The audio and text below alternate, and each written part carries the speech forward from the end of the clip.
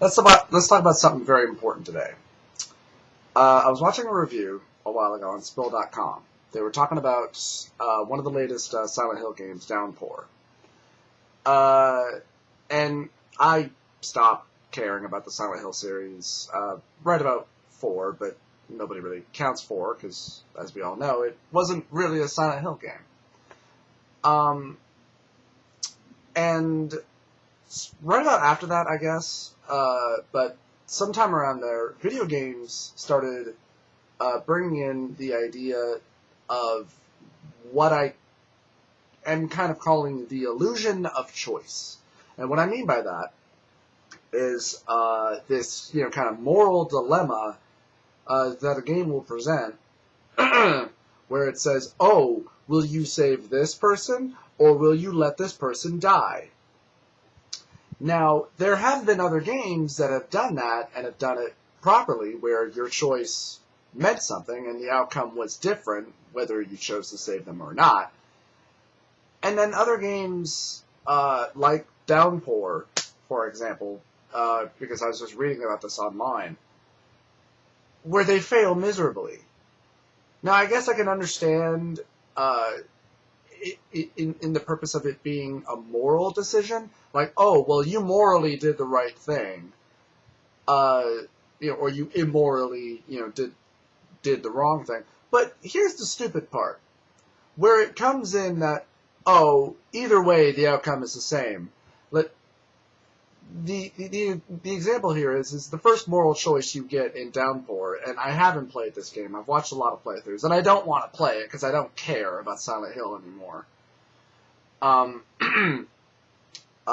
There's this scene where there's this woman who's a cop, and she's she's going to arrest you and take you back to prison, and she trips, and she's about to fall into this chasm. You're given a choice to save her or not. And turns out, if you do attempt to save her, and if you don't, guess what? The outcome is to fucking save. She still dies. She still falls into the chasm and dies. That is fucking stupid. Why even present this fucking choice if the outcome is the same? That is just extremely lazy. That is dumb. Yeah, and let me bring up something else. A game that I really enjoyed, Infamous, they kind of do that same thing too, where they present these different choices in the game.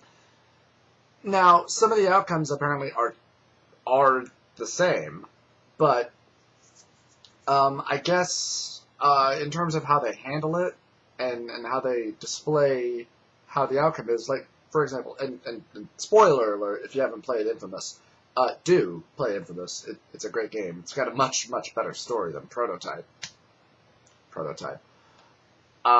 There's this moral dilemma in the game where the villain presents you with kind of this Joker ultimatum choice, where either you can only choose one, where he threatens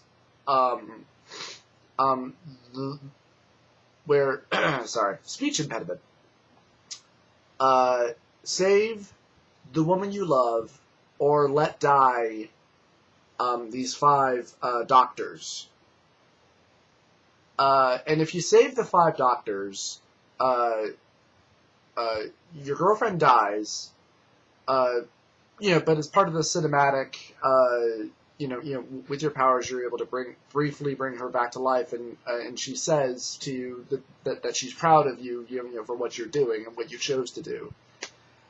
And then the other one, if you try to save her, instead of the 5 doctors, she still dies, but the only difference of the outcome is the fact that she says that she hates you.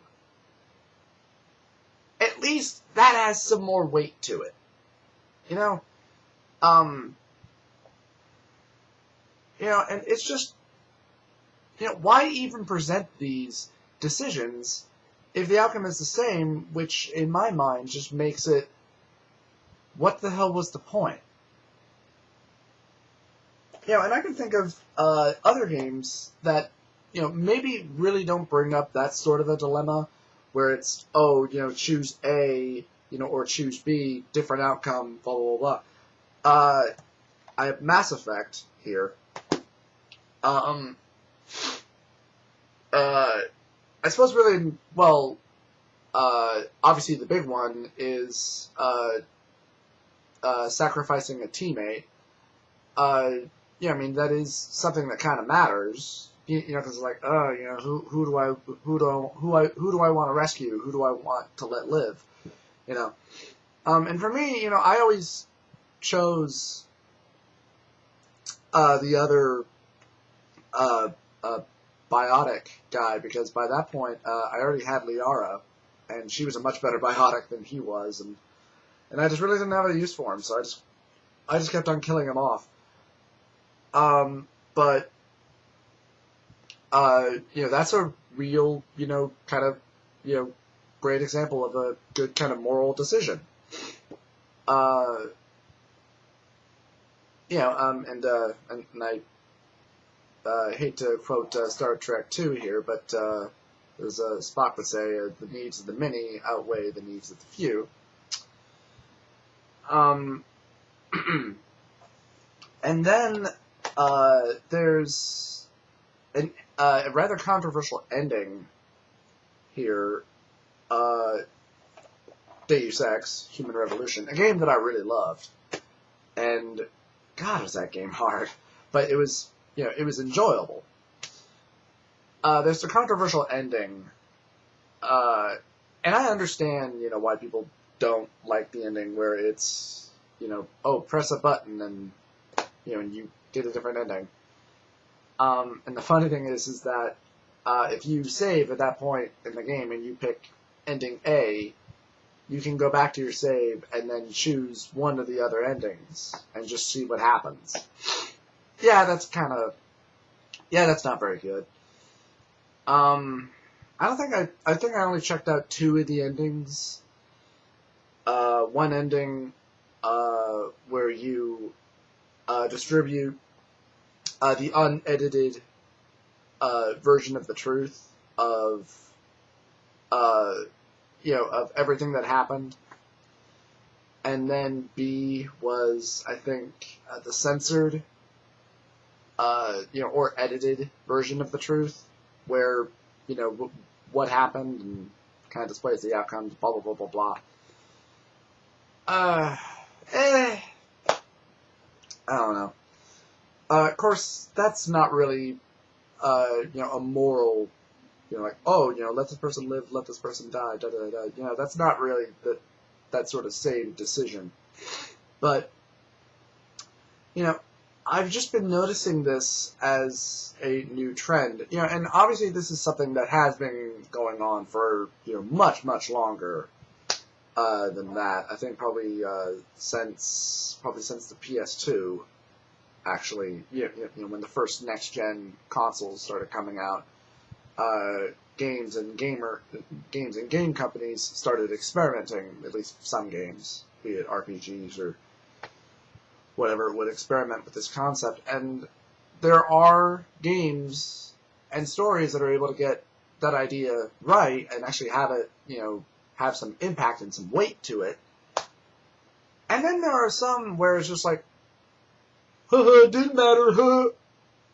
It's like, fuck you.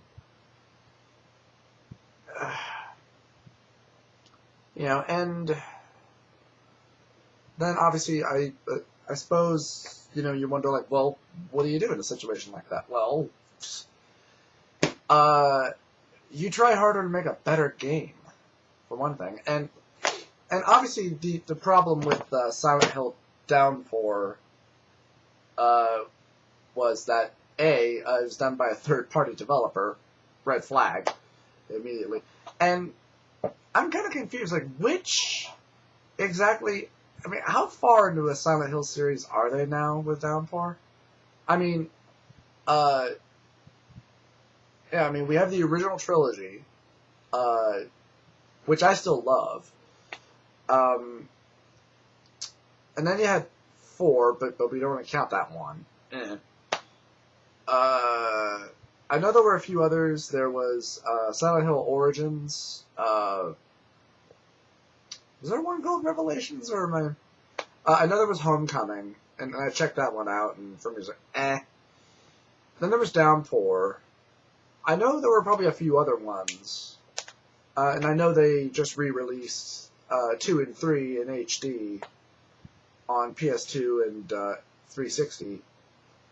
I already own Part 2 on PS2, and from what I understand, it's not really HD.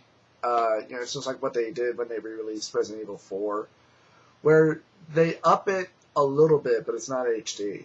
And it's clearly noticeable that it's not HD. It's like, this doesn't look high definition. That's because it's not. And it's just such bullshit. But at least it's not, oh, you gotta pay $60 for it again. At least it's not like that.